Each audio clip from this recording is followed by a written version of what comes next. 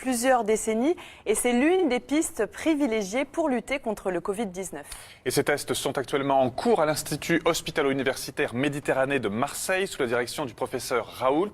D'après les premiers résultats obtenus, le virus aurait disparu en 6 jours chez 3/4 des patients testés. Seulement voilà, plusieurs experts préfèrent rester prudents face au manque d'études plus poussées et aux effets indésirables qui peuvent être graves, notamment en cas de surdosage. Voyez les explications de Géraldine Zamanski et Julie Legros. Et si la chloroquine, nom de marque Nivaquine, vieux traitement contre le parasite du paludisme, avait une efficacité contre le nouveau coronavirus SARS-CoV-2 ? Tel est l'espoir venu le 4 février de l'Institut de virologie de Wuhan, au cœur de l'épidémie, à travers la publication dans la revue Cell de résultats obtenus en laboratoire. 15 jours plus tard, une autre équipe chinoise évoquait à son tour une efficacité dans le traitement d'une centaine de patients dans la revue Biosense Trends. C'est à partir de ces éléments que le professeur Didier Raoult, qui travaille depuis des années sur la chloroquine, a lancé début mars un essai clinique avec une de ses cousines, l'hydroxychloroquine, nom de marque Plaquenil. C'est un essai pour lequel on a eu bien sûr un avis du comité de protection des personnes, le CPP, un avis de la NSM qui surveille la validité des médicaments qu'on prescrit, sur lequel on a dit on va inclure 24 personnes pour voir sur 24 personnes quel est l'effet. Et le premier point que l'on regarde, bien entendu, c'est la charge virale. Et vous voyez qu'au bout de 6 jours, il y a toujours 90% qui sont porteurs, tandis que quand vous mettez du Plaquenil, au bout de 6 jours, il n'y a plus que 25% qui sont porteurs.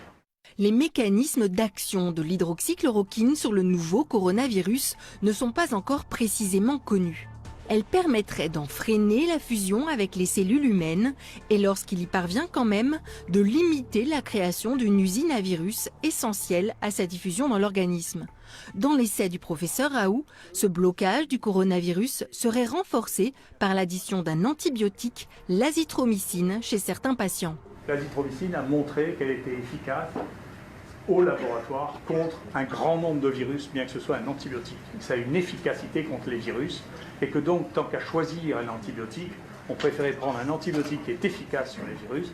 Et vous voyez, on verra la semaine prochaine ce que l'on a comme autre résultat, et vous voyez que quand on compare le pourcentage de positifs avec l'association d'hydroxychloroquine et d'azithromycine, vous voyez qu'on a une diminution absolument spectaculaire du nombre de positifs. Mais ces données, présentées lundi au grand public, sont très préliminaires. Le lendemain soir, dans notre émission spéciale, le professeur William Dab a regretté ce non-respect des règles habituelles de confidentialité à ce stade d'un essai clinique. Je pense qu'il y a une règle intangible. C'est qu'on ne doit pas rendre public des résultats avant qu'ils aient été validés par la communauté scientifique. Que ces résultats soient communiqués au conseil scientifique du gouvernement, c'est une chose. Qu'ils soient rendus publics alors qu'ils n'ont pas été publiés dans une revue médicale est très choquant. Et en plus, c'est dangereux. Parce qu'en faisant croire aux gens qu'on a la solution miracle, on se dit, tout ça ne sert à rien. Il ne faut surtout pas mettre en danger le respect du confinement à l'heure où de plus en plus de patients atteints du nouveau coronavirus arrivent dans les services de réanimation. Et avant toute conclusion hâtive sur l'hydroxychloroquine, le ministère de la Santé a annoncé hier qu'il avait pris connaissance des résultats et donné l'autorisation pour qu'un essai plus vaste par d'autres équipes puisse être initié dans les plus brefs délais sur un plus grand nombre de